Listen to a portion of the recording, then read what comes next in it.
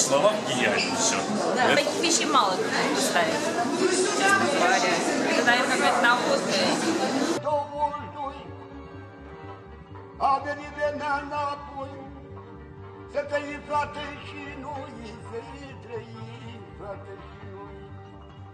Că foiță foielată, ca să trăim în dreptate, să trăim în libertate, să trăim.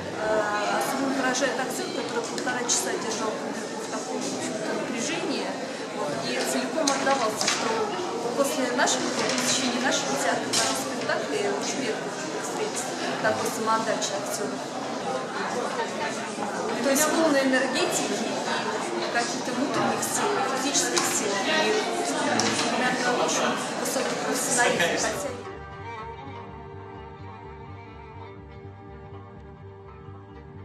Vai vende o viola, acolo Timișoara, acolo Timișoara. Iar studenții ce făcea?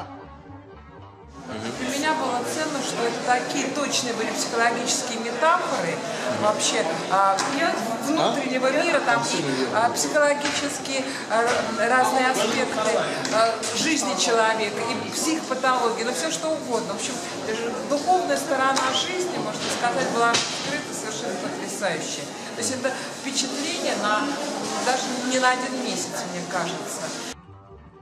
Logițile lua și păstrăți la te pleca, măi, din că striga, los cu dictatoria, măi.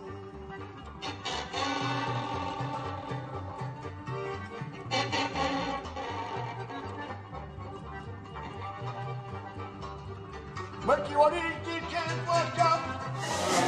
Ну, это из ряда вон выходящий. Цвет особенно. Цвет представления прекрасный, его игра прекрасная. Все понравилось. Teoriștii ce făcea? Tunurile le scotea, tunurile le scotea.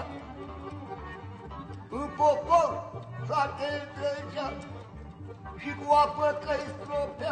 На самом деле, просто гениальный совершенно исполнитель, который владеет настолько многими всякими пластическими приемами, режиссерскими, артистическими. Честно говоря, могу сказать, что я очень давно не слышала таких аплодисментов в зале. Bă, popor că l-omora, măi, în spitale că-i băga, în spitale.